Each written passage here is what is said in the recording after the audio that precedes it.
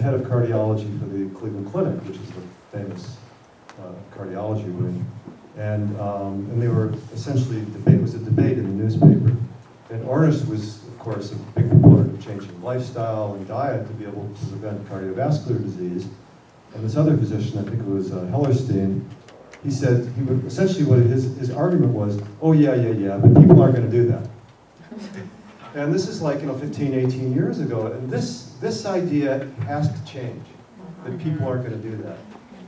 If you keep on sort of like shooting that meme out there, then people aren't going to do that. But we have to really, say people need to do that, and they are doing that. That's what I think.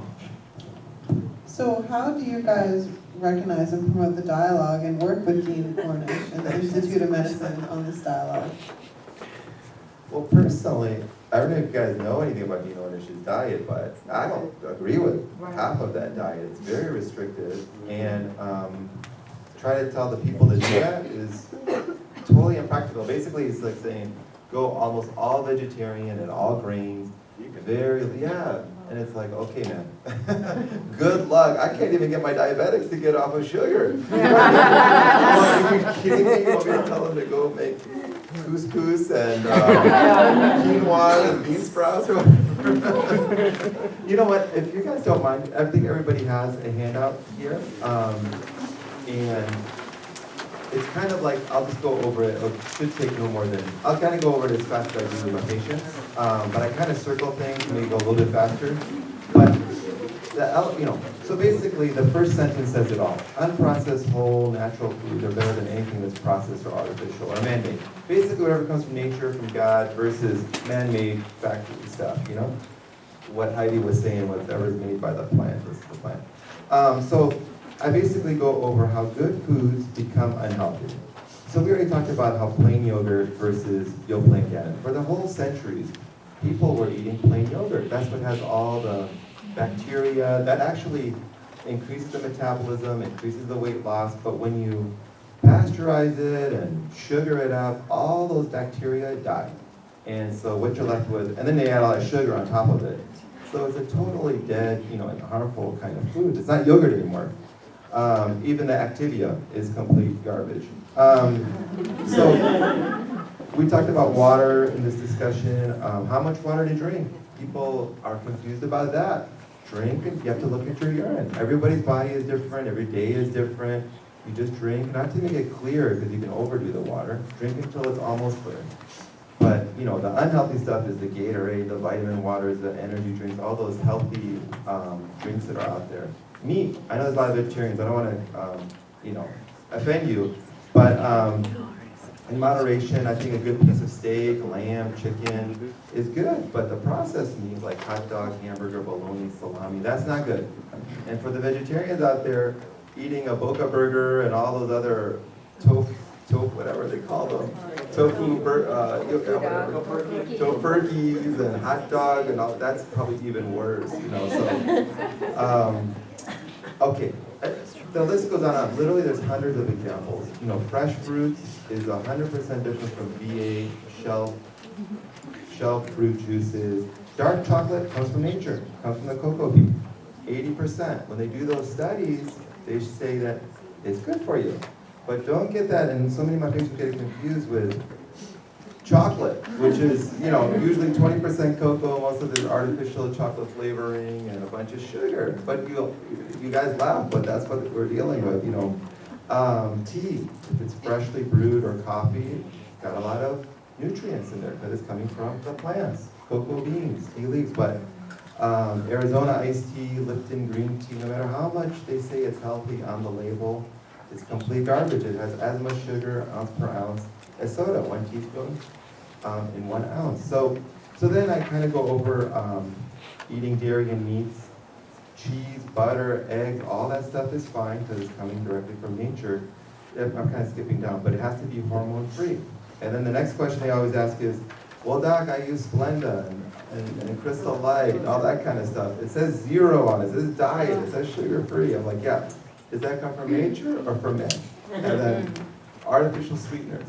There's a lot of studies that show that when people do all that stuff, it stimulates the hunger response, it causes metabolic reactions. It doesn't really cause that as much, but our body isn't as simple as that. That's just the very, that's the obvious explanation of people eat sugar. But artificial sweeteners affects leptin and ghrelin and all that other kind of stuff, which they showed in rats, but they're, and even in humans, but not as much as sugar, of course. Then exercise. How much should you do? Well, you don't need a gym, because when you go to the gym, what happens? They want to give you protein shakes and muscle milk and use protein powders and granola bar, like those powdered protein, whatever they call those things, protein bars. So they make a lot of money off of that. No one makes money off of saying, hey, put on a pair of shoes and go for a half an hour walk, So where to shop? Trader Joe's, Farmers Market, Sprouts, and Henry's. But the problem there, people think, oh, everything there is golden. Not true. You got to follow rule number 1. Make sure the list of ingredients and everything is not that much. And then, then what's going on? I always talk a little bit about money. Like, I kind of gauge how interested they are, because sometimes people don't want to hear it, and I got way more important things to do than to throw my pearls in front of swine, you know what I mean? But when they're interested, I'll even go into the money. And I'll say, hey, you know what? The plastic bottle, the aluminum can, the cup, for that Coke, Gatorade, energy drink, if you're paying $2, whatever for it, costs more than the actual contents that's in there, including V8s and all those other drinks that people are paying. So that's why these companies are making tons of profit. And guess what? They're the only ones who now have the money to sponsor that NBA and NFL and Olympics and all that kind of stuff. So every time you give $1 to these people, they're going and spreading it, not only in this country, but now third world countries all over the world, because you have to, it's a corporation, like Warren was saying, and the only way to grow, you gotta get new customers, and just like the tobacco industry, they kind of are getting stifled in the US, but now they're spreading Marlboro all over China, and all that stuff. So anyways, and then in the back, there's just more examples of what patients brought up. So they say, all right, what about peanut butter? I'm like, well, the way peanut butter always used to be is you got a little oil layer on the top when you first open it, you mix it. But the Skippies and Jippies, they add sugar and all kind of oils to make it nice and creamy. That's what we grew up with, and that's what we think is normal, but it's not normal. Literally hundreds of examples, but I don't know, I should have timed myself, but hopefully that didn't take no longer than 2.5 minutes, because that, in a nutshell, is what's going on, in my opinion. And if you guys have questions or disagree, I would love to know, what else is going on out there, but yeah, go ahead. Yeah. So just to address the idea of getting people to actually make those changes, yes, it's hard. It's not possible though. I mean, how many people in here eat exactly the same way they did 10 years ago? Exactly. And I do a lot of food allergy testing, and oh man, you try to convince somebody who's addicted to their allergenic food to stop eating it.